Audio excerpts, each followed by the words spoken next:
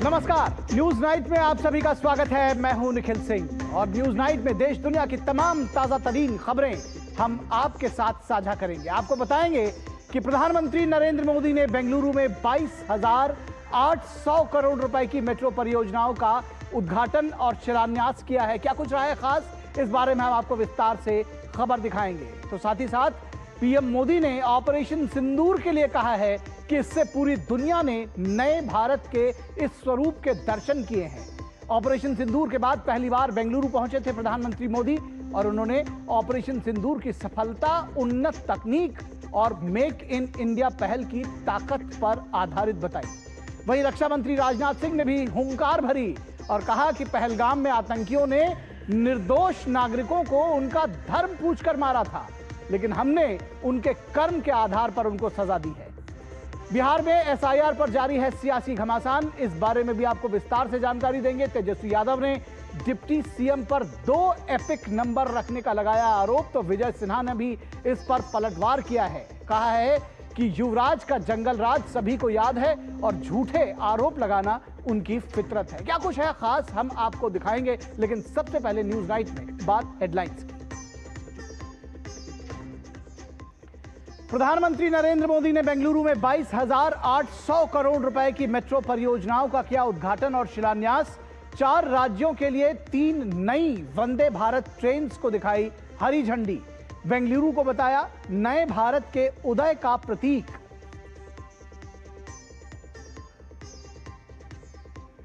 बेंगलुरु में एक बार फिर पीएम मोदी ने दोहराई ऑपरेशन सिंदूर की सफलता। कहा पूरी दुनिया ने किया नए भारत के स्वरूप के दर्शन। रक्षा मंत्री राजनाथ सिंह ने भी भरी हुंकार। कहा पहलगाम में आतंकियों ने धर्म पूछकर मारा, हमने कर्म देखकर मारा। शकुन रानी को डबल वोटर बताने पर घिरे राहुल गांधी। कर्नाटक के मुख्य चुनाव अधिकारी ने राहुल गांधी को नोटिस जारी कर दस्तावेज उपलब्ध कराने का दिया निर्देश। बीजेपी ने कर्नाटक के लोगों को गुमराह करने का लगाया आरोप।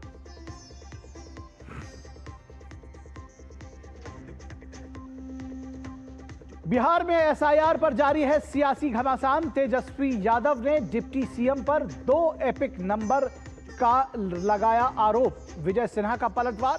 कहा भ्रम फैलाने की कोशिश कर रहे हैं तेजस्वी यादव।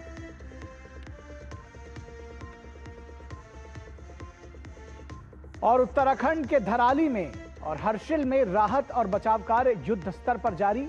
सेना, SDRF, NDRF, ITBP, border road organisation और नागरिक प्रशासन के सहयोग से जिंदगी बचाने की जंग जारी। सीएम धामी ने की राहत और बचाव कार्यों की समीक्षा। तो न्यूज नाइट में सबसे पहले बात प्रधानमंत्री नरेंद्र मोदी के बेंगलुरु दौरे की। प्रधानमंत्री नरेंद्र मोदी ने बेंगलुरु में शहरी संपर्क परियोजनाओं का लोकार्पण और शिलान्यास किया। उन्होंने 15,610 करोड़ रुपए से अधिक की लागत वाली बेंगलुरु मेट्रो चरण 3 की परियोजना की आधारशिला भी रखी। वहीं 3 नई वंदे भारत ट्रेन को हरी झंडी दिखाई गई। आईटी के लिए दुनिया भर में विख्यात बेंगलुरु के लिए नई मेट्रो लाइन लाइफलाइन बनेगी। बेंगलोर मेट्रो फेज 2 कुल 19 किलोमीटर लंबी एलिवेटेड मेट्रो है और इसमें 16 स्टेशन हैं। बेंगलुरु के आईटी हब को कनेक्ट करने वाली मेट्रो को प्रधानमंत्री नरेंद्र मोदी ने हरी झंडी दिखाकर उद्घाटन किया। उन्होंने आरवी रोड से इलेक्ट्रॉनिक सिटी तक सफर किया। सफर के दौरान उन्होंने लोगों से नई मेट्रो लाइन और इससे होने वाली सहूलियतों के बारे में जाना। इस खंड को पूरा करने में कुल 7,160 करोड़ रुपए खर्च हुए हैं। वहीं अब बेंगलुरु में मेट्रो का परिचालन विस्तार 96 किलोमीटर तक हो चुका है और देश में कुल 24 शहरों में ये नेटवर्क 1000 किलोमीटर से अधिक फैल चुका है। 2014 में मेट्रो सिर्फ 5 शहरों तक सीमित थी, 5 सिटीज। अब 24 सिटीज में 1000 किलोमीटर से ज्यादा मेट्रो नेटवर्क है। भारत अब दुनिया का तीसरा सबसे बड़ा मेट्रो नेटवर्क वाला देश बन गया है। बेंगलुरु मेट्रो फेज 3 के लिए कुल 15,610 करोड़ रुपए की लागत वाली मेट्रो लाइन निर्माण की आधारशिला भी प्रधानमंत्री ने रखी। इसकी कुल लंबाई 44 किलोमीटर से अधिक होगी और जिसमें 31 एलिवेटेड स्टेशन होंगे। मेट्रो के अलावा प्रधानमंत्री ने 3 वंदे भारत एक्सप्रेस रेलगाड़ियों को हरी झंडी दिखाई। ये बेंगलुरु से बेलगावी, अमृतसर से माता वैष्णो देवी कटरा और नागपुर से पुणे के बीच में चली। प्रधानमंत्री ने वंदे भारत में सवारी भी की। प्रधानमंत्री ने बताया कि बीते दशक में देश में कुल 40,000 किलोमीटर रेल नेटवर्क का इलेक्ट्रिफिकेशन हुआ है। उन्होंने कहा कि आर्थिक तरक्की देश के विकास में बड़ा फैक्टर है। अब भारत का लक्ष्य आने वाले दिनों में तकनीकी लीड लेना है। विकसित भारत न्यू इंडिया की ये यात्रा डिजिटल इंडिया के साथ कदम से कदम मिलाकर पूरी होगी। आज हम देख रहे हैं इंडिया एआई मिशन जैसी योजनाओं से भारत ग्लोबल एआई लीडरशिप की दिशा में आगे बढ़ रहा है। सेमीकंडक्टर मिशन भी अब स्पीड पकड़ रहा है। भारत को जल्द ही मेड इन इंडिया चिप मिलने जा रही है। आज भारत low cost high tech space mission का ग्लोबल उदाहरण बन गया है। यानी फ्यूचरिस्टिक टेक्नोलॉजी से जुड़ी जो भी संभावनाएं हैं, भारत उन सब में आगे बढ़ रहा है। भविष्य की जरूरतों के मुताबिक प्रधानमंत्री ने केंद्र व राज्य सरकारों को मिलकर तेजी के साथ काम करने का आह्वान किया। उन्होंने कहा कि एफिशिएंसी शहरों की हो या युवाओं की या फिर कर्मचारियों की, सभी को दक्ष बनाकर विकसित भारत और आत्मनिर्भर भारत का लक्ष्य हासिल करना होगा। बेंगलुरु से तापस भट्टाचार्य और अभिषेक सिंह के साथ ब्यूरो रिपोर्ट, डीडी न्यूज। तो बेंगलुरु को विकास की परियोजनाएं मिली, उसके साथ ही साथ प्रधानमंत्री नरेंद्र मोदी ने ऑपरेशन सिंदूर के लिए कहा है कि इससे पूरी दुनिया ने नए भारत के इस स्वरूप के दर्शन किए हैं। ऑपरेशन सिंदूर के बाद पहली बार बेंगलुरु पहुंचे प्रधानमंत्री मोदी ने कहा कि ऑपरेशन सिंदूर की सफलता उन्नत तकनीक और मेक इन इंडिया पहल की ताकत पर आधारित थी। वहीं एक अन्य कार्यक्रम में रक्षा मंत्री राजनाथ सिंह ने कहा कि पहलगाम में आतंकियों ने निर्दोष नागरिकों को उनका धर्म पूछकर मारा, लेकिन हमने उनके कर्म के आधार पर उन्हें सजा दी। ऑपरेशन सिंदूर पर संसद में विपक्ष को करारा जवाब देने के बाद अब उसकी सफलता के नित नए आयाम सामने आ रहे हैं। पीएम मोदी ने बेंगलुरु में एक बार फिर भारतीय सेनाओं के शौर्य की सराहना की। पीएम मोदी ने कहा कि ऑपरेशन सिंदूर से पूरी दुनिया ने नए भारत के इस स्वरूप के दर्शन किए। पीएम ने कहा कि ऑपरेशन सिंदूर की सफलता के पीछे हमारी टेक्नोलॉजी और मेक इन इंडिया की ताकत है। ऑपरेशन सिंदूर में भारतीय सेनाओं की सफलता सीमा पार कई किलोमीटर भीतर आतंकवादी ठिकानों को नेस्त नाबूद करने की ताकत और आतंकवादियों के बचाव में उतरे पाकिस्तान को कुछ ही घंटों में घुटनों पर लाने की हमारी क्षमता पूरी दुनिया ने नए भारत के इस स्वरूप के दर्शन किए हैं। एक दिन पहले वायुसेना प्रमुख ने ऑपरेशन सिंदूर को लेकर अहम खुलासे किए। अब रक्षा मंत्री राजनाथ सिंह ने भी इस ऑपरेशन को लेकर महत्वपूर्ण टिप्पणी की है। उन्होंने कहा कि पहलगाम में जिस तरह से आतंकी हमला हुआ वह अक्षम्य था। पहलगाम में आतंकियों ने धर्म पूछकर निर्दोषों की हत्या की, लेकिन हमने उन्हें उनके कर्म के आधार पर आंका। हम लोगों ने तय किया हम इसका मुंहतोड़ जवाब देंगे। धर्म पूछकर मारेंगे। पूछते थे कि तुम कौन हो। हम लोग धर्म किसी का पूछकर किसी की हत्या नहीं कर सकते। हम तो किसी की हत्या में विश्वास ही नहीं करते। हम लोगों ने भी ठान लिया कि हम धर्म पूछकर किसी को नहीं मारेंगे, बदला नहीं लेंगे। हम उनका कर्म देखकर हम उनको मारेंगे बहनों भाइयों, और कर्म देखकर हम लोगों ने मारा। इस बीच सीडीएस जनरल अनिल चौहान ने ऑपरेशन सिंदूर की सफलता को तीनों सेनाओं के बीच सामरिक एकजुटता और समन्वय का प्रतीक बताया। वे सिकंदराबाद स्थित कॉलेज ऑफ डिफेंस मैनेजमेंट में वरिष्ठ अधिकारियों को संबोधित कर रहे थे। सीडीएस ने व्यापक क्षमता निर्माण, आत्मनिर्भरता और प्रौद्योगिकी आधारित आधुनिक युद्ध से निपटने के लिए सैन्य ढांचे में हो रहे बदलावों पर जोर दिया। वहीं थल सेना प्रमुख जनरल उपेंद्र द्विवेदी ने भी आईआईटी मद्रास में एक कार्यक्रम के दौरान ऑपरेशन सिंदूर का जिक्र किया। सेना की कार्रवाई की बात करते हुए जनरल द्विवेदी के शब्द निर्णायक हैं कि ऑपरेशन सिंदूर के दौरान सेना को खुली छूट मिली थी। यह सच है कि ऑपरेशन सिंदूर सिर्फ एक सैन्य अभियान नहीं था, बल्कि ये भारत की संकल्प शक्ति, स्वदेशी तकनीक और नई पीढ़ी के योगदान का प्रमाण था। प्रधानमंत्री नरेंद्र मोदी के शब्दों में ऑपरेशन सिंदूर ने पूरी दुनिया को नए भारत का स्वरूप दिखाया है। ये भारत की शक्ति, संकल्प और नए युग की शुरुआत है। Bureau report, DD news. तो भारतीय जो सेना रही है उसका शौर्य दुनिया ने देखा, और जो तकनीक रही है भारतीय उसको भी अब दुनिया देख रही है। और यही आज हमारे विशेष का विषय है, ऑपरेशन सिंदूर, सेना का शौर्य और घुटनों पर पाकिस्तान। आज हमारी विशेष चर्चा का विषय रहेगा ऑपरेशन सिंदूर, सेना का शौर्य, घुटनों पर पाकिस्तान। और बहुत विशेष है ये चर्चा क्योंकि लगातार ऑपरेशन सिंदूर को लेकर के विपक्ष की ओर से प्रश्न भी उठाया गया था, तमाम आशंकाएं जाहिर की गई थी। और उस बीच में जब ये बात सामने आती है ऑपरेशन सिंदूर की, तो ये दिखता है कि किस तरह से भारतीय सेना का शौर्य सिर चढ़कर बोला था, किस तरह से पाकिस्तान को धूल चटाई भारतीय सेना ने। इस विषय पर बातचीत करने के लिए हमारे साथ दो खास मेहमान जुड़े हुए हैं। Retired major general Sanjay Kulkarni. General Kulkarni, बहुत स्वागत है आपका। और प्रफुल्ल केतकर, वरिष्ठ पत्रकार, हमारे साथ जुड़े हुए हैं।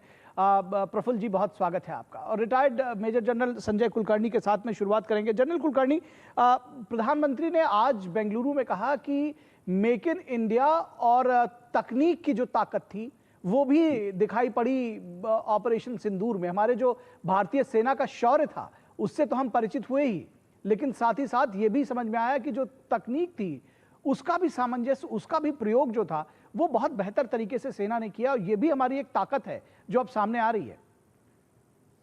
बहुत बहुत धन्यवाद निखिल। इसमें कोई शक नहीं कि अब का जो युग होगा वो सिर्फ बूट्स ऑन ग्राउंड ही नहीं, दिमाग, टेक्नोलॉजी और टेक्नोलॉजी प्रदर्शन जो हम लोगों ने ऑपरेशन सिंदूर में दिखाया वो साफ जाहिर करता है कि भारत बहुत आगे चला गया। और यही कारण है कि आप देख रहे हैं पूरे विश्व भर में जो हलचल मची हुई है कि भारत ने ऐसे कैसे कर दिखाया कि दुश्मन ने 90 घंटे के अंदर घुटने टेक दिए। और वो पाकिस्तान जिसको चीन पूरी मदद कर रहा है, जिसको तुर्की ने पूरे ड्रोन दिए, जिसके साथ अमेरिका खड़ा है, उसके बावजूद और इतना जबरदस्त उनका टेक्नोलॉजी और पूरा का पूरा जो टेक्नोलॉजी पाकिस्तान को मिली वो कहां से, चीन ने उसको पूरा एयर डिफेंस कवर देने की कोशिश की। उसके बावजूद किस प्रकार से हमने 22 मिनट के अंदर उनके जो आतंकी गढ़ थे उनको बर्बाद किया। और उसके बाद जब उन्होंने 1000 मिसाइल और ड्रोन के साथ भारत के ऊपर हमला करने की कोशिश की, उसको सप्रेस करते हुए, उनको इंटरसेप्ट करते हुए, उनको बर्बाद करते हुए, उसके बाद जैसे एस पी पाटिल किसी साहब ने बताया कि किस प्रकार से उनके 11 जो एयर बेसेस है उनको बर्बाद किया। उनके कैसे वहां पे जो हैंगर में एयरक्राफ्ट थे वो कैसे बर्बाद हुए। 300 किलोमीटर की दूरी पर मुझे लगता है विश्व रिकॉर्ड होगा कि किस प्रकार से S-400 ने दुश्मन के एलियन या इराक एयरक्राफ्ट को एंगेज किया और बर्बाद किया। ये क्या दर्शाता है? ये technology, this is demonstration of technology, ये शुरुआत है। और ये शुरुआत भारत को आत्मनिर्भरता के साथ साथ ये जो हौसला अफजाई वाली बात है कि हम सिर्फ कन्वेंशनल वॉर नहीं, टेक्नोलॉजिकल वॉर भी जीतने की काबिलियत रखते हैं जी। ये निकल बहुत बड़ा, इससे हौसला अफजाई होती है, इससे दुश्मन का मोराल जो होता है वो लो होता है। क्योंकि दुश्मन को लगता है कि हमने तो सोचा था भारत शायद पिछड़ा होगा, बहुत पीछे। अब आप देखते हैं कि कितनी टेक्नोलॉजी पाकिस्तान ने चीन से ली, अमेरिका से ली, तुर्की से ली, उसके बावजूद भी क्या हाल हुआ, हम पेनिट्रेट कर सके क्योंकि सैटेलाइट अपने हैं, कम्युनिकेशन अपना है, साइबर अपना है, नेटवर्क सेंट्रिक वॉरफेयर अपना है। ये सब जो है टेक्नोलॉजी जो है, जैसे प्रधानमंत्री बिल्कुल ठीक कह रहे, लो कॉस्ट पर हाईटेक, और लो कॉस्ट और हाईटेक भारत के अंदर किसी चीज की कमी नहीं है। दिमाग पूरा अमेरिका भारत के दिमाग पे चल रहा है। तो भारत के अंदर क्या किस चीज की कमी है? कोई चीज की कमी नहीं जी। है। और आज जब पूरे के पूरा मतलब सरकार आप देखिए ना, पूरे की पूरे किस पे लगे हुए हैं, सिर्फ आत्मनिर्भर और हम विकसित भारत की बात बिल्कुल। करते और हैं। ये जो विकसित मेक इन भारत, इंडिया और आत्मनिर्भर आत्मनिर्भर की बात हम करते थे, इसके पहले तो शायद हो सकता है बहुत सारे लोगों को ये लगता हो कि ये आखिर ये किस चीज़ की बात कर रहे हैं। मेक इन इंडिया को लेकर के शुरुआत में बहुत सारी बातें भी की गई थी। प्रफुल्ल केतकर जी, आपको भी याद होगा कि मेक इन इंडिया का मखौल बनाया गया था, एक समय ऐसा था। लेकिन ये सामने देखने में आया कि मेक इन इंडिया ने दरअसल क्या कुछ दिया है। ये जब ऑपरेशन सिंदूर का हम आकलन करते हैं तब ये नजर आता है। और साथ ही साथ आज जिस तरह से जो स्टेटमेंट्स आए सेना प्रमुख की तरफ से भी आया कि भारतीय सेना को पूरी तरह से छूट दी गई थी कि जो जिस तरह से भी वो चाहे ऑपरेशन करें। किस तरह से इन सारे स्टेटमेंट्स को कैसे देखते हैं इस पूरी बात को प्रफुल्ल जी?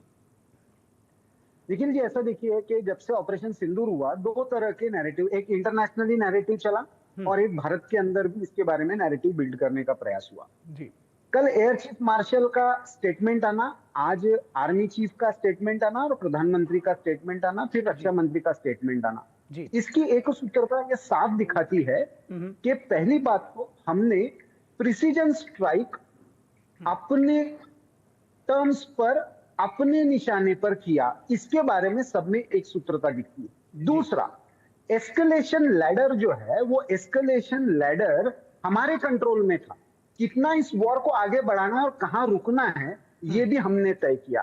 तीसरा, कल जो एयर चीफ मार्शल ने बहुत महत्वपूर्ण बात की और आज आर्मी चीफ ने उसका अनुमोदन किया कि इसके लिए सारी सेनाओं और सेनाओं के रणनीतिकारों को पूरी छूट थी।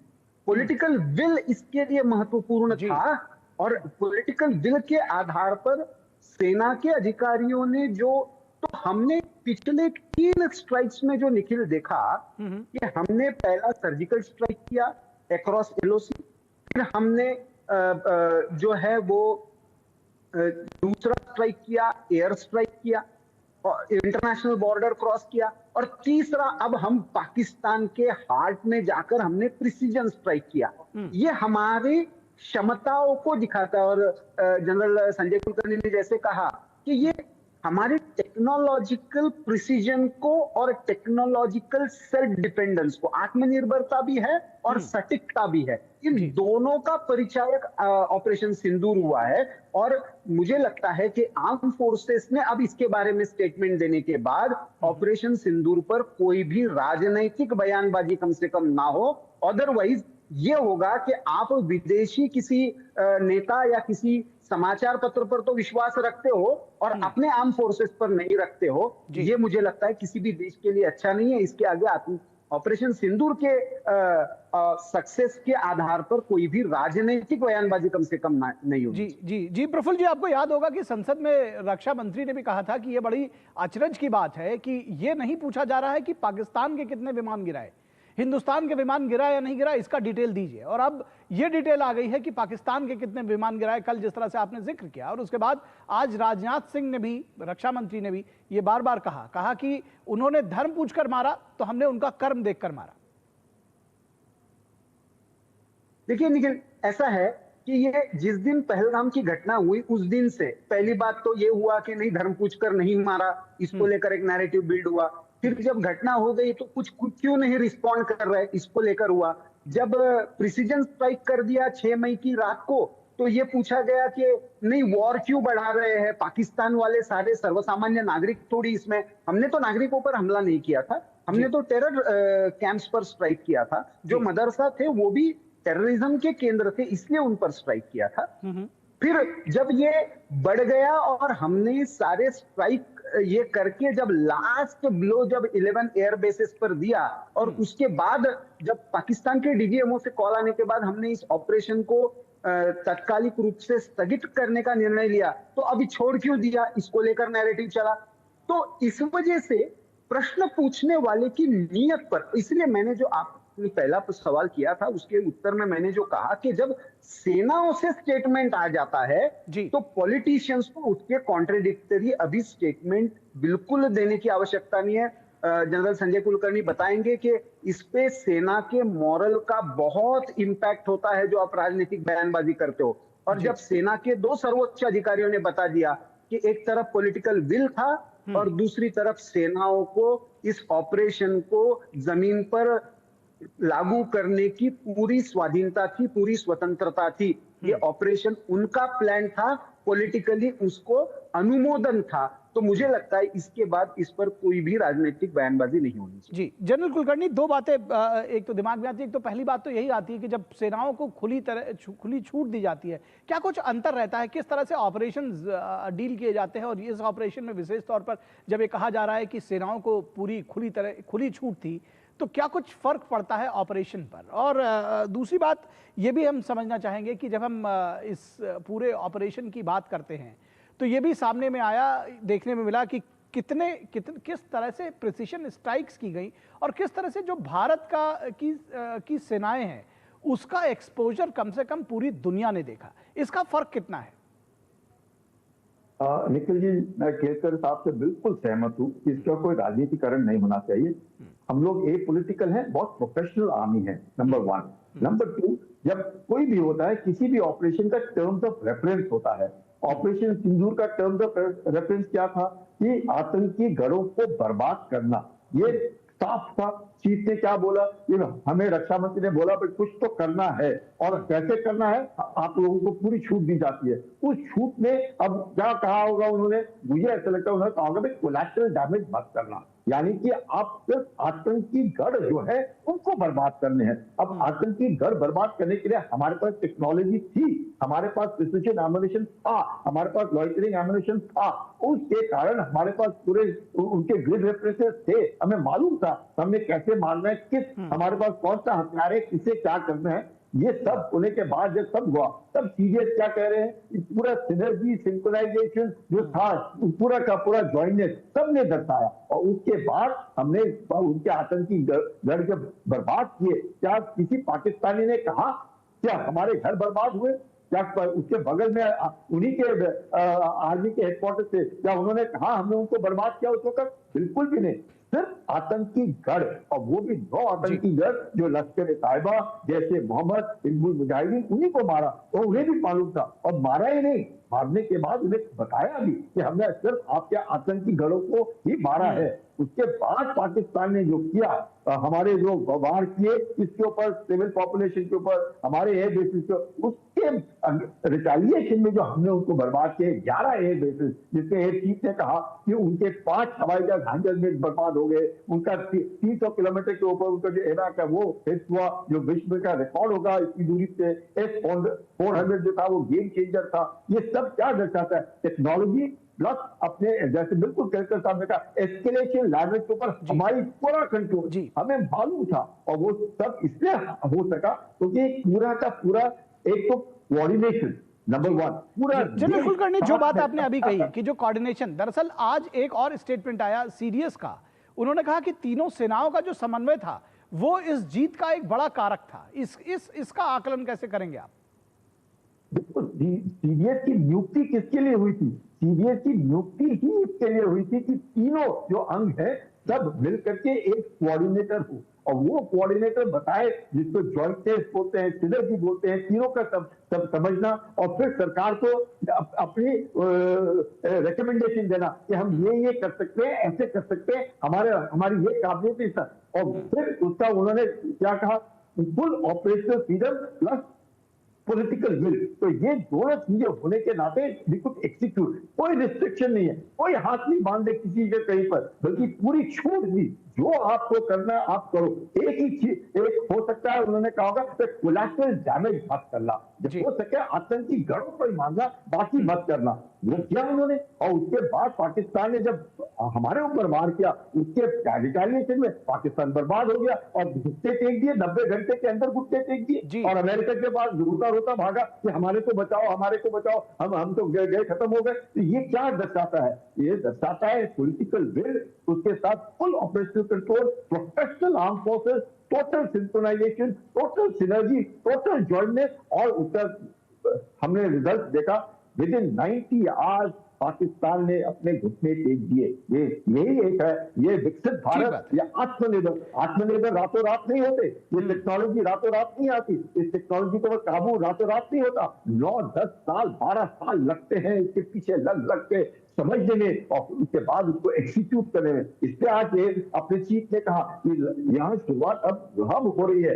अब इसको और आगे ले जाना है, इसको और सुदृढ़ बनाना है, इसको और सक्षम बनाना है और इसको और मजबूत बनाना है, जिससे कि पाकिस्तान या कोई भी दुश्मन हो भारत की तरफ कोई बुरी निगाह से ना देखे। जी एक आखिरी सवाल मैं चाहता हूं प्रफुल्ल केतकर जी, आप इसका जवाब दें कि जाहिर तौर पर सेनाओं का शौर्य हमने देखा, जो तकनीकी हमारी क्षमता थी वो हमने देखा, जो हमारा डिफेंस सिस्टम था, मिसाइल डिफेंस सिस्टम था वो हमने देखा, आत्मनिर्भर भारत देखा, सब कुछ देखा। दुनिया में इसका संदेश दरअसल किस तरह से गया, ये भी बड़ा जरूरी है। कैसे इसका आकलन करेंगे? देखिए, सबसे पहला तो मैं कहूंगा कि कारगिल रिव्यू कमेटी के बाद हमने जिस तरीके से गति से हमारी गलतियां सुधारते हुए एक तरीके से रिफॉर्म्स लाए और जॉइंटनेस लाया। जनरल कुलकर्णी ने इसके बारे में तो बताया कि आर्मी, नेवी और एयरफोर्स के बारे में तो जॉइंटनेस था, लेकिन उसके साथ साथ हमारे सैटेलाइट कम्युनिकेशन, हमारा DRDO, हमारा इसरो, इनका भी ऑपरेशन में बहुत इंपॉर्टेंट रोल इस सारे ऑपरेशन में रहा। और इसका मैसेज जो गया है, मैसेज ये गया, आपने यदि उसके बाद इजराइल ने जो ईरान में किया वो देखा तो आपको ध्यान में आएगा कि प्रिसीजन स्ट्राइक ये न्यू नॉर्मल भारत ने बना दिया। ये सबसे बड़ी उपलब्धि है। जॉइंटनेस का एक मैसेज गया, भारत के टेक्नोलॉजिकल इक्विपमेंट्स की डिमांड पूरे विश्व में बढ़ गई। तो आप जो देखिए, आपके अफ्रीकन कंट्रीज हो, साउथ ईस्ट एशियन कंट्रीज हो, भारत के सैटेलाइट्स, भारत के डिफेंस प्रोडक्ट्स, इनकी डिमांड बढ़ गई। ये क्लियर परिचायक है। जो भारत नेट इंपोर्टर हुआ करता था, आज 200 इक्विपमेंट्स और सब पार्ट्स के बारे में एक्सपोर्टर बन गया है। ये एक बड़ी उपलब्धि है। और तीसरा, निखिल जी, केवल अंतिम पॉइंट बता रहा हूं कि जो भारत ने एक प्रगल्भ डेमोक्रेसी का जो एक परिचय दिया कि हमने अलग अलग 7 डेलीगेशन, मल्टी पार्टी डेलीगेशन बनाकर, कुछ जगह पे तो अपोजिशन पार्टी के लीडर डेलीगेशन को लीड कर रहे थे और उन्होंने जाकर भारत का संदेश, भारत की भावना, पाकिस्तान ने क्या किया, हमने क्या किया, इसके बारे में सही जानकारी अलग अलग उपखंडों में जाकर अलग अलग देशों को दी। ये भारत का लोकतंत्र कितना प्रगल्भ है और हम अपनी सुरक्षा कितने सही तरीके से करने में सक्षम हैं, इसका एक democracy, mature democracy, responsible nuclear power that doesn't escalate. हमने हमारे पास मौका रहते हुए भी एक मर्यादा के आगे युद्ध नहीं जाने दिया और जब पाकिस्तान ने घुटने टेक दिए तो हमने भी कहा, हाँ अभी तो हम रोक रहे हैं, लेकिन इसके आगे ध्यान रखिए, कोई भी आतंकी कार्रवाई, ये युद्ध की कार्रवाई मानी जाएगी। एक डॉक्ट्रिनल चेंज हमने किया। मुझे लगता है ये भी एक वर्ल्ड को बहुत बड़ा जागतिक स्तर पर मैसेज। जी, निश्चित तौर पर मैसेजेस दिए हैं इंडिया ने और दुनिया ने। ये भारत का जो संदेश है वो जरूर देखा है। बहुत शुक्रिया प्रफुल्ल केतकर जी हमारे साथ जुड़ने के लिए और जनरल कुलकर्णी हमारे साथ जुड़ने के लिए और इस चर्चा के लिए। और यहाँ रुकेंगे एक छोटे से ब्रेक के लिए, लेकिन ब्रेक के बाद जब वापस आएंगे तो आपको दिखाएंगे तेजस्वी के आरोप, विजय सिन्हा का जवाब। तेजस्वी के आरोप पर विजय सिन्हा के जवाब क्या कुछ है, ब्रेक के बाद।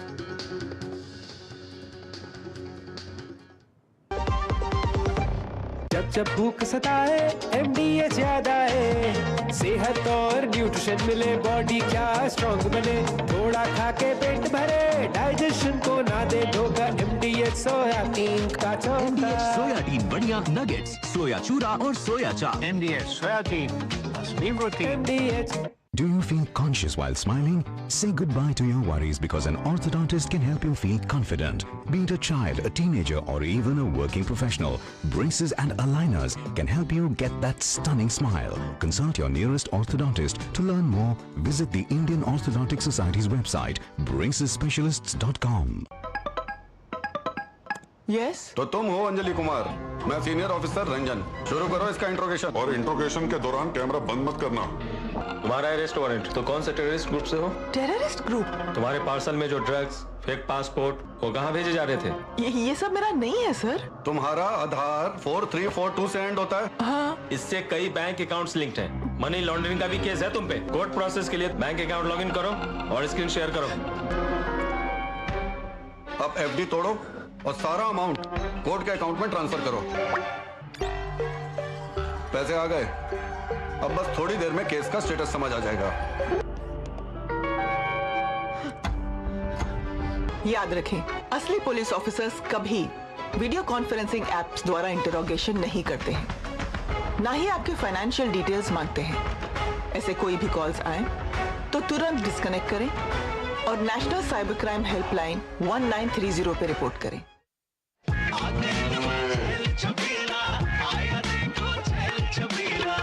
एक कपिला, अरे भाई सब एक ही जैसा होता है। ये लो साधारण पशु आहार।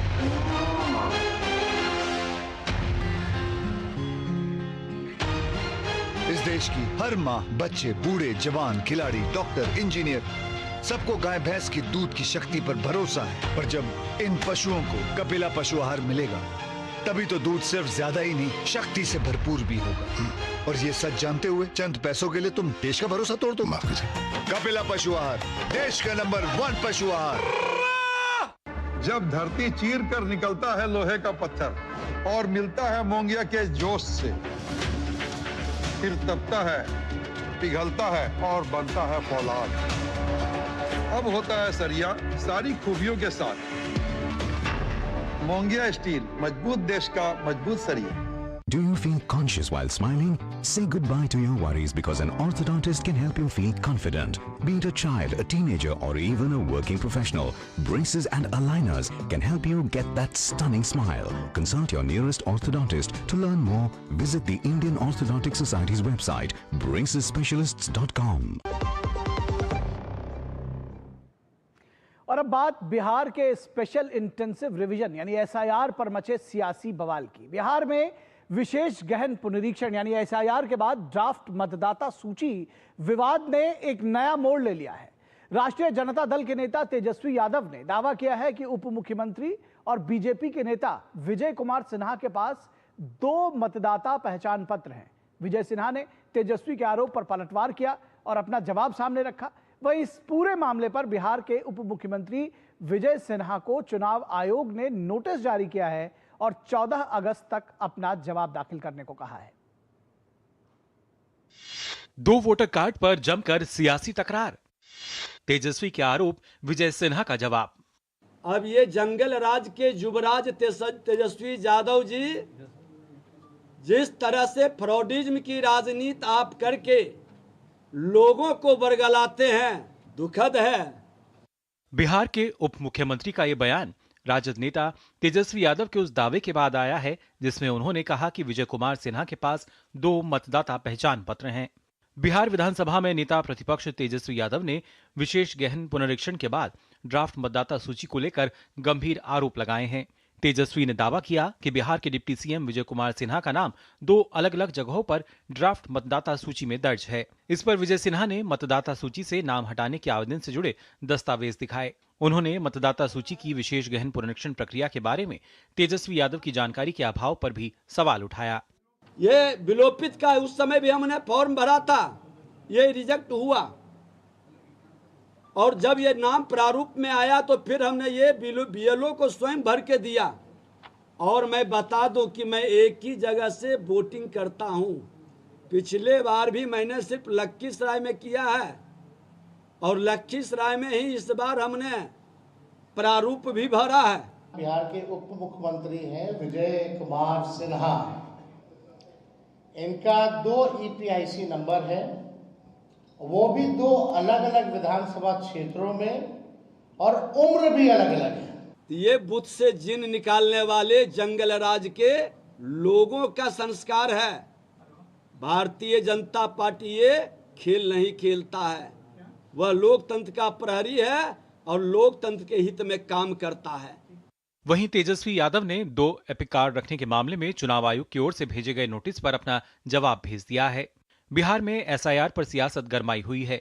चुनाव आयोग लगातार कह रहा है कि किसी भी योग्य मतदाता को छोड़ा नहीं जाएगा और किसी भी अयोग्य व्यक्ति का नाम शामिल नहीं किया जाएगा। आयोग ने सभी से ड्राफ्ट में किसी भी गलती को सुधारने के लिए अपने दावे और आपत्तियां दर्ज कराने की अपील की है, लेकिन 10 दिन बीत जाने के बावजूद वोटर लिस्ट के ड्राफ्ट पर राजनीतिक पार्टियों की खामोशी हैरान करने वाली है। चुनाव आयोग के मुताबिक अभी तक किसी भी राजनीतिक पार्टी ने किसी का नाम जोड़ने या हटाने के लिए कोई आपत्ति दर्ज नहीं कराई है। वहीं विशेष गहन पुनरीक्षण यानी SIR प्रक्रिया पूरी करने के बाद ड्राफ्ट मतदाता सूची से बाहर किए गए 65 लाख वोटरों का ब्यौरा जारी करने की मांग वाली एसोसिएशन फॉर डेमोक्रेटिक राइट्स की एप्लीकेशन के जवाब में चुनाव आयोग ने सुप्रीम कोर्ट में एक नया हलफनामा दायर कर कहा है कि मौजूदा नियमों के मुताबिक उसे ड्राफ्ट सूची में शामिल न किए गए लोगों के नाम की अलग से लिस्ट जारी करने के लिए बाध्य नहीं किया जा सकता है।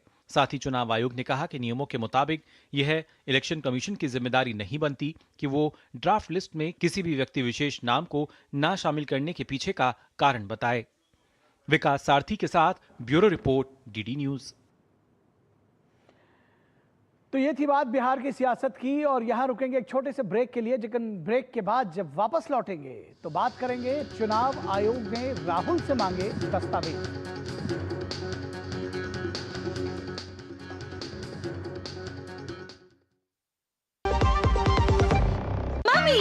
भूख लगी, ये 1 मिनट में नहीं 4 मिनट में आएगा। थोड़ा वक्त लगेगा पर सेहत को पाएगा। NDH सूजी वर्मिसेली सबका दिल आएगा। NDH सूजी वर्मिसेली, सेहत भी स्वाद भी।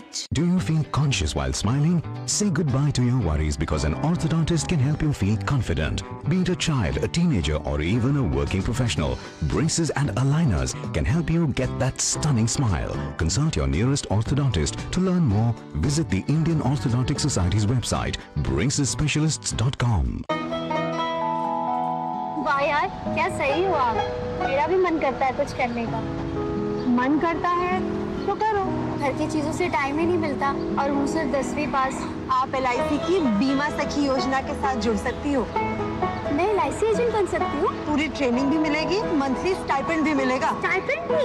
ऊपर से कमीशन अलग। LIC बीमा सखी योजना से जुड़ने के लिए अपनी नजदीकी LIC शाखा से संपर्क करें। LIC बीमा सखी योजना, अपनी शुरुआत अपने हिसाब से। मेरी पसंद, मेरी पसंद, मेरी पसंद, मेरी पसंद, हमारी पसंद, हम सबकी पसंद। मजबूत देश का मजबूत सरिया हो गया steel. Work from home, high salary, बस एक क्लिक में। अरे वाह। अनजान लिंक्स पर क्लिक मत कीजिए। RBI कहता है जानकार बनिए, सतर्क रहिए। वाह, गाय तुम्हारी माता है ना? तो पशुहार के नाम पर जहर क्यों खिलाता है? अनसंड हटा, दिल से खिला, सिर्फ कपिला, देश का नंबर 1 पशु आहार। शादी का किचन महके जहां, गोल्डी किचन किंग मसाले हो वहां। गोल्डी लाई है फ्रेश लॉक टेक्नोलॉजी, जो रखे मसालों को हर समय फ्रेश। ब्रेक के बाद एक बार फिर आप सभी का स्वागत है और अब बात होगी कांग्रेस सांसद राहुल गांधी की, जिन्होंने पिछले दिनों वोट चोरी का मुद्दा उठाया था और पूरे देश में, जिसको कहना चाहिए कि एक सियासत गरमाई हुई थी और चुनाव आयोग पर गंभीर आरोप लगाए थे। दरअसल कर्नाटक में उन्होंने ये बात एक बार फिर रिपीट की थी और मुख्य निर्वाचन अधिकारी ने राहुल गांधी से दस्तावेज मांगे हैं, इससे जुड़े हुए जो सारे आरोप उन्होंने लगाए हैं।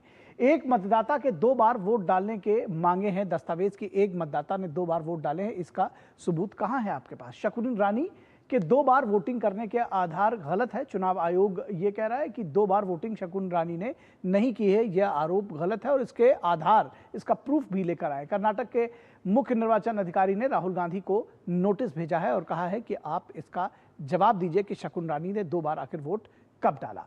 मुख्य निर्वाचन अधिकारी ने राहुल गांधी से दस्तावेज मांगे हैं और कहा है कि ये आपको लेकर आना है। Shri Rahul Gandhi ji, a perpetual youth of Indian politics who is consistently demeaning and degrading all the constitutional institution, a new avatar of Goebbels, is now trying to put forth his frustration of losing power by making an unnecessary, uncalled for and totally false allegation on Election Commission. Rahul Gandhi's vote thefting issue has become damp squib. It has failed.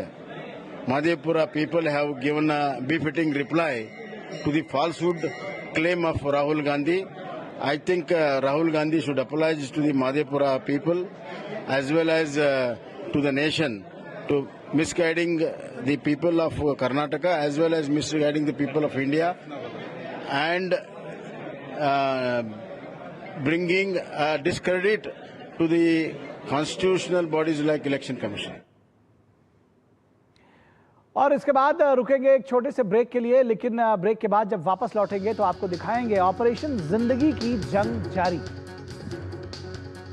Operation जिंदगी की जंग जारी, break के बाद।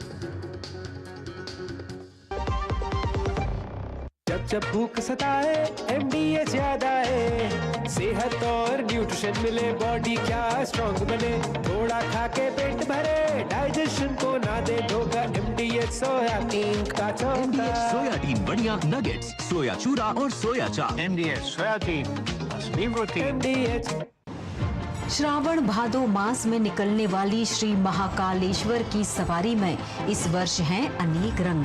भक्ति है, श्रद्धा है और है लोक संस्कृति का अनूठा संगम। 14 जुलाई को प्रथम सोमवार हुआ बटुक वैदिक उद्घोष। 21 जुलाई को दूसरी सवारी में दिखी जनजाति व लोक संस्कृति की झलक और मुख्यमंत्री डॉक्टर मोहन यादव ने लिया प्रदेश की खुशहाली के लिए बाबा महाकाल का आशीर्वाद।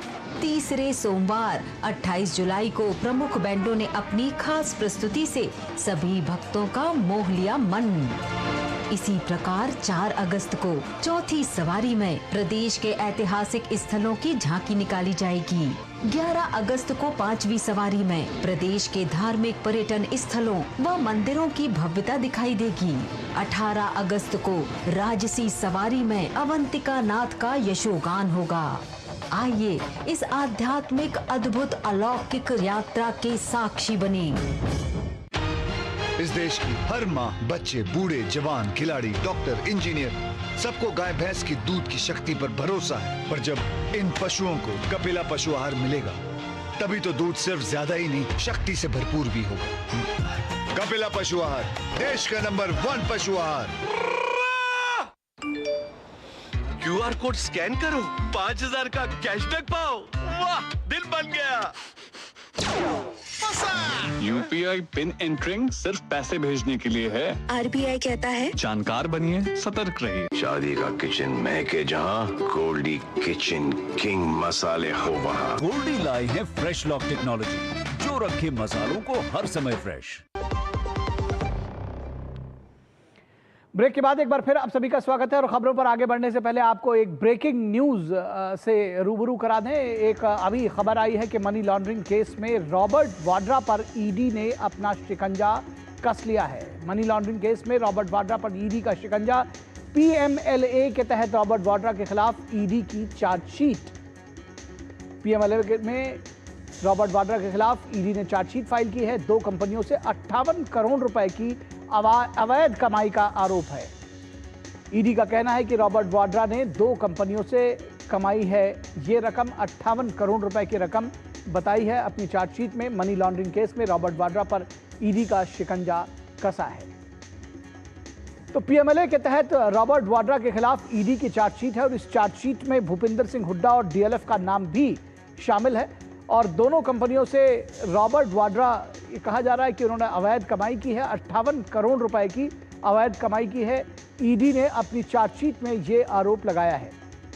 ईडी का कहना है कि रॉबर्ट वाड्रा ने 2 कंपनियों से अवैध कमाई की है और इस अवैध कमाई के जरिए 58 करोड़ रुपए अवैध तरीके से कमाए हैं। एक सौदा हुआ था और इस सौदे से 58 करोड़ रुपए की अवैध कमाई हुई है। इस रकम को बाद में कई संपत्तियों में लगाया गया और रॉबर्ट वाड्रा सीधे तौर पर इसमें शामिल दिखाई दे रहा है। 5 करोड़ रुपए की BPTPL के जरिए और 53 करोड़ रुपए एक दूसरी कंपनी के जरिए इसमें कमाए गए। हरियाणा के पूर्व सीएम भूपिंदर सिंह हुड्डा और डीएलएफ लिमिटेड का नाम भी इस पूरे घोटाले में शामिल है। तो रॉबर्ट वाड्रा ने धन से अलग अलग जगहों पर प्रॉपर्टी खरीदी है, इस बात के भी सबूत सामने आए हैं और ईडी ने अपनी चार्जशीट में इस बात को कहा है। पीएमएलए के तहत रॉबर्ट वाड्रा के खिलाफ ईडी की चार्जशीट सामने आई है। धन शोधन निवारण अधिनियम यानी कि पीएमएलए के तहत यह शिकायत दाखिल की गई थी और 2 कंपनियों से 58 करोड़ रुपए की अवैध कमाई आई है। यह मामला गुरुग्राम का है और इस सौदे से 58 करोड़ रुपए की अवैध कमाई हुई है। रॉबर्ट वाड्रा ने धन अलग अलग इन्वेस्टमेंट और प्रॉपर्टी खरीदने में लगाया। जो 58 करोड़ रुपए आए उससे अलग अलग जगहों पर रॉबर्ट वाड्रा ने इन्वेस्टमेंट किया और कुछ प्रॉपर्टीज खरीदी। मनी लॉन्ड्रिंग केस में रॉबर्ट वाड्रा पर ईडी का शिकंजा कस रहा है। पीएमएलए नियम कानून के तहत रॉबर्ट वाड्रा के खिलाफ ईडी ने अपनी चार्जशीट फाइल की है और इस चार्जशीट में ये सारे जो आरोप हैं वो लगाए हैं, जिसमें प्रमुख है कि 2 कंपनियों से 58 करोड़ रुपए कमाए हैं और इसमें सबसे खास बात है कि भूपिंदर सिंह हुड्डा और डीएलएफ लिमिटेड का नाम भी इस चार्जशीट में शामिल है। और 58 करोड़ रुपए का जो धन कमाया रॉबर्ट वाड्रा ने, उस धन से अलग अलग इन्वेस्टमेंट किया और जगहों पर उन्होंने अलग अलग प्रॉपर्टीज भी खरीदी हैं।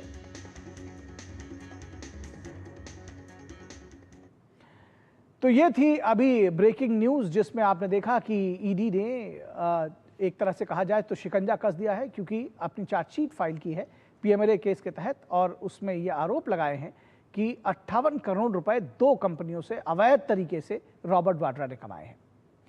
तो अब तक आपने देखा है कि ऑपरेशन सिंदूर की सफलता के नए आयाम, तेजस्वी के आरोप, विजय सिन्हा का जवाब और चुनाव आयोग ने राहुल गांधी से दस्तावेज मांगे हैं। ये खबरें हमने आपको अब तक दिखाई हैं। और अब बात होगी उत्तराखंड में धराली में किस तरह से जो बचाव कार्य चल रहा है। धराली में आई भयावह आपदा के बाद उत्तरकाशी में आपदा प्रभावित क्षेत्रों में बचाव अभियान युद्ध स्तर पर जारी है। अब तक 1126 से अधिक लोगों को रेस्क्यू किया गया है। सेना और राहत दल विभिन्न इलाकों में संपर्क बहाल करने में जुटे हुए हैं। लिमची गार्ड पर वैली ब्रिज का निर्माण अंतिम चरण में है, तो वहीं सेना का आपदा प्रभावित क्षेत्र में सर्च अभियान भी काफी तेजी से जारी है। उत्तराखंड के सीएम ने आपदा से हुए नुकसान का आकलन करने के लिए एक समिति का गठन किया है ताकि प्रभावित लोगों को राहत प्रदान किया जा सके। पल पल की जानकारी के लिए ग्राउंड जीरो पर डीडी न्यूज की टीम मौजूद है। उत्तरकाशी में जिंदगियां बचाने की जंग जारी। उत्तरकाशी में आपदा प्रभावित क्षेत्रों में बचाव अभियान तेज। सेना का आपदा प्रभावित क्षेत्र में सर्च अभियान जारी। मलबे में दबे लोगों को तलाश रही है सेना। उत्तराखंड के उत्तरकाशी जिले के धराली गांव में मंगलवार को आई भीषण त्रासदी ने पूरे देश को झकझोर कर रख दिया है। क्या घर, क्या दुकानें और बाजार सब तबाह हो गए। कई लोग अब भी लापता हैं। हालात की गंभीरता को देखते हुए मौके पर सेना, एनडीआरएफ और एसडीआरएफ की टीमें राहत और बचाव कार्यों में लगातार जुटी हुई हैं। अब तक 1250 से अधिक लोगों को हर्षिल और धराली से सुरक्षित स्थानों पर ले जाया जा चुका है। आपदा प्रभावित इलाके से जिंदगी की तलाश तो जारी है ही, साथ ही मातली हेलीपैड से 8 हेलीकॉप्टर्स की मदद से खाद्य और राहत सामग्री पहुंचाई जा रही है। लौटते समय हेलीकॉप्टर से लोगों को सुरक्षित स्थानों पर लाया जा रहा है। पल पल की जानकारी के लिए ग्राउंड जीरो पर डीडी न्यूज की टीम मौजूद है। धराली में आई प्राकृतिक आपदा पर ग्राउंड जीरो पर डीडी न्यूज पहुंचा है। एनडीआरएफ, एसडीआरएफ, आर्मी के जवान और पुलिस प्रशासन खोजबीन का कार्य में लगा हुआ है और कहीं न कहीं लोगों की एक आस है कि हमारे लोग अगर कहीं दबे हैं तो इनको निकालने का प्रयास रहेगा। डीडी न्यूज की टीम ने भीषण त्रासदी से प्रभावित लोगों से बात कर उनका दर्द जाना। जब हमारा मेला था, सब पूरे ग्राम सब बच्चे यहाँ रखते, हमारा मेला था यहाँ, इस समय सूर्य देवता के बसी हम सब बच गए, हम पहाड़ पे भागे। अगर घर पे रहते तो कोई नहीं बचता इसका। 2013 में आई थी जो बाढ़, इससे कम आई, ये तो इस बार तो बहुत ही ज्यादा आया, पूरा अंधकार हो गया। बचाव और राहत कार्यों के लिए सेना पूरी तरह से मुस्तैद है। कर्मियों, तकनीशियनों और राहत सामग्री के साथ C295 विमान आगरा से धरासू पहुंच गया है। हर्षिल एवं धराली के पास राष्ट्रीय राजमार्ग के लगभग 350 मीटर भाग में मलबा आया है, जिसमें 250 मीटर तक मार्ग से मलबा हटाया गया है और 100 मीटर भाग खोला जाना बाकी है, जिसे ठीक करने के लिए बीआरओ के 5 जेसीबी, पोकलेन मशीन, डोजर सहित 45 अधिकारी, कर्मचारी, मजदूर, ऑपरेटर जुटे हुए हैं। हमारा फोकस है जो लोग गांव के दब गए हैं, इसमें जो क्लाउड बर्स्ट हुआ है उसमें उनको खोजने की। आपके पीछे भी आप देख रहे हैं कि रेडार का इस्तेमाल किया जा रहा है और डॉग्स और डिगिंग पार्टीज जहां पे रेडार और डॉग इंडिकेट करते हैं वहां पे खोद के उनको निकालने की कोशिश कर रहे हैं। वैली ब्रिज उत्तरकाशी के धराली की जीवन रेखा से फिर से जुड़ गया है। गंगोत्री राष्ट्रीय राजमार्ग पर गंगनानी लिमचागाड़ के पास वैली ब्रिज आर्मी के जवानों की कड़ी मेहनत के बाद बनकर तैयार हो गया है। ब्रिज चालू होने से राहत कार्यों में तेजी आएगी और स्थानीय लोगों को बड़ी राहत मिलेगी। हालांकि इस पुल को बनाना सेना के लिए आसान नहीं था। ब्रिज को बनाने में बहुत कठिनाइयों का सामना किया, जो हमको बीआरओ के साथ मिलकर जो काम करना पड़ा है वो काफी महत्वपूर्ण रहा और हमारे पास जो बैक स्पेस कम होने की वजह से हमने पोकलैंड का इस्तेमाल करते हुए ब्रिज को पार किया है। उत्तराखंड के मुख्यमंत्री पुष्कर सिंह धामी ने धराली में आई प्राकृतिक आपदा के बाद चलाए जा रहे राहत और बचाव कार्यों की समीक्षा की। सीएम धामी ने अधिकारियों के साथ बैठक कर रेस्क्यू ऑपरेशन के संबंध में जानकारी ली और अधिकारियों को जरूरी दिशा निर्देश भी दिए। आपदा प्रभावित क्षेत्रों में जीवन उपयोगी जरूरी सामान की पर्याप्त उपलब्धता सुनिश्चित की जा रही है।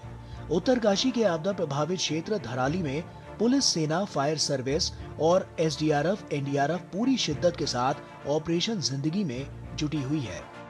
जो तमाम टीमें लगी हुई है। अब ये देखना होगा कि जो ये प्राकृतिक आपदा आई इसमें कितने लोग अभी तक मिसिंग है। यही कह सकते हैं कि खोज बचाव का कार्य चल रहा है और आज 6वां दिन है रेस्क्यू का। उत्तरकाशी से दूरदर्शन समाचार, दिग्वीर बिष्ट। और यहाँ रुकेंगे एक छोटे से ब्रेक के लिए, कहीं मत जाइएगा, जल्द हाजिर होंगे। जब खुले खुशियों का खजाना, कश्मीरी पुलाव या हो बिरयानी खाना, जब भाई बहन को हो खुशियाँ मनाना, यही तो है MDH केसर का बहाना। MDH शुद्ध केसर, खुशबू ऐसी जो दिल जीत ले। मुरली जी के फादर का कैंसर का इलाज 3 साल चला। पॉलिसी बाजार की टीम ने उनके इलाज का 1 करोड़ का क्लेम अप्रूव करवाने में पूरी हेल्प की। बीमारी में हेल्थ इंश्योरेंस ही काम आएगा। पॉलिसी बाजार पर 1 करोड़ का हेल्थ इंश्योरेंस सिर्फ 360 रुपए महीने से शुरू। मेरी पसंद, मेरी पसंद, मेरी पसंद, मेरी पसंद, हमारी पसंद, हम सबकी पसंद। मजबूत देश का मजबूत सरिया होंगे स्टील। LIC लाया है unit linked insurance plan index plus. जीवन बीमा पाइए और निफ्टी स्टॉक्स के साथ अपने मार्केट रिटर्न्स को तेजी से बढ़ाइए। इस अट्रैक्टिव कॉम्बिनेशन के साथ अपना कल सुरक्षित कीजिए। सिर्फ 2500 रुपए मंथली प्रीमियम से शुरुआत कीजिए। आज ही LICindia.in पर जाएं। वीडियो लाइक करने के पैसे मिलेंगे। So easy. अनजान लिंक्स पर क्लिक मत कीजिए। RBI कहता है जानकार बनिए, सतर्क रहिए। शादी का किचन महके जहाँ, गोल्डी किचन किंग मसाले हो वहाँ। गोल्डी लाई है फ्रेश लॉक टेक्नोलॉजी, जो रखे मसालों को हर समय फ्रेश।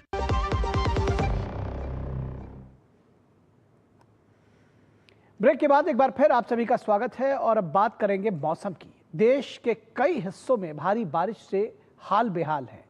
जहां मध्य प्रदेश में कई जिलों में लगातार बारिश हो रही है तो उसके वजह से बाढ़ जैसे हालात पैदा हो गए हैं, तो वहीं गुजरात के वलसाड जिले में हो रही मूसलाधार बारिश ने जनजीवन अस्त व्यस्त कर दिया है।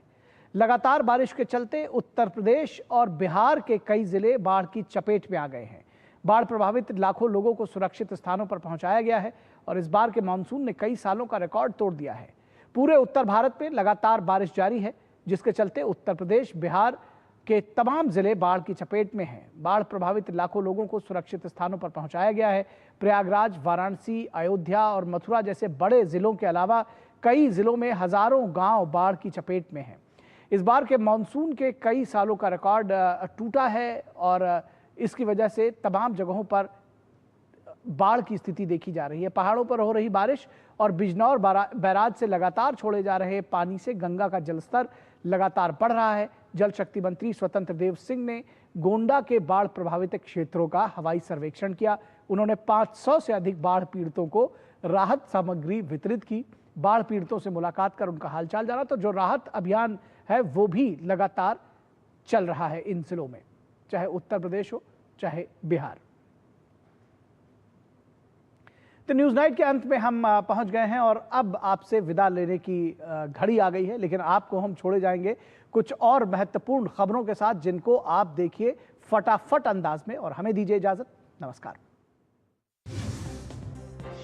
प्रधानमंत्री सोमवार को खड़क सिंह मार्ग नई दिल्ली में संसद सदस्यों के लिए नवनिर्मित 184 टाइप 7 बहुमंजिला फ्लैटों का उद्घाटन करेंगे। इस अवसर पर प्रधानमंत्री अपने आवास परिसर में सिंदूर का एक पौधा भी लगाएंगे। प्रधानमंत्री इस अवसर पर श्रमजीवियों को संबोधित करेंगे। वे उपस्थित जनसमूह से भी बातचीत करेंगे। देश के मुख्य न्यायाधीश बी.आर. गवई ने रविवार को गुवाहाटी हाईकोर्ट की ईटानगर स्थायी पीठ के नवनिर्मित भवन का उद्घाटन किया। अपने संबोधन में chief justice of India B R. Gavai ने कहा कि न्यायपालिका, कार्यपालिका और विधायिका देश के अंतिम नागरिक को न्याय देने के लिए ही अस्तित्व में है। गुजरात में एशियाई शेरों के दूसरे निवासी स्थान बरडा डूंगर में विश्व शेर दिवस 2025 मनाया गया। केंद्रीय मंत्री भूपेंद्र यादव और गुजरात के मुख्यमंत्री भूपेंद्र पटेल ने विश्व शेर दिवस 2025 समारोह की अध्यक्षता की। केंद्रीय मंत्री भूपेंद्र यादव ने भारत में शेरों की आबादी में 891 की उल्लेखनीय वृद्धि की सराहना की। उत्तर प्रदेश की राजधानी लखनऊ में रविवार को विधानसभा अध्यक्ष की अध्यक्षता में सर्वदलीय बैठक आयोजित की गई, जिसमें उन्होंने सभी दलों के नेताओं से सदन चलाने के लिए सहयोग मांगा। बैठक में विधानसभा अध्यक्ष सतीश महाना, मुख्यमंत्री और नेता सदन योगी आदित्यनाथ, नेता प्रतिपक्ष माता प्रसाद पांडे मौजूद रहे। विधानसभा का मानसून सत्र 11 अगस्त से शुरू होकर 16 अगस्त तक चलेगा। सीबीआई ने मुंबई के 6 व्यक्तियों समेत अज्ञात लोगों और बैंक अधिकारियों के खिलाफ अंतर्राष्ट्रीय साइबर धोखाधड़ी का मामला दर्ज किया है। आरोपी खुद को अमेजन सपोर्ट बताकर अमेरिका, कनाडा सहित कई देशों के नागरिकों से फिशिंग कॉल्स के जरिए ठगी कर रहे थे। महाराष्ट्र के इगतपुरी में स्थित फर्जी कॉल सेंटर में करीब 60 ऑपरेटर काम कर रहे थे। जम्मू कश्मीर के किश्तवाड़ में सुरक्षा बलों का तलाशी अभियान जारी है। रविवार तड़के आतंकवादियों और सुरक्षा बलों के बीच दुल इलाके में शुरुआती गोलाबारी के बाद दिन भर गोलाबारी की कोई खबर नहीं है। पूरे इलाके में अतिरिक्त जवानों की तैनाती की गई है। सुरक्षा बलों को ऑपरेशन में मदद और सटीक लक्ष्य के लिए उन्नत निगरानी उपकरण की तैनाती भी की जा रही है।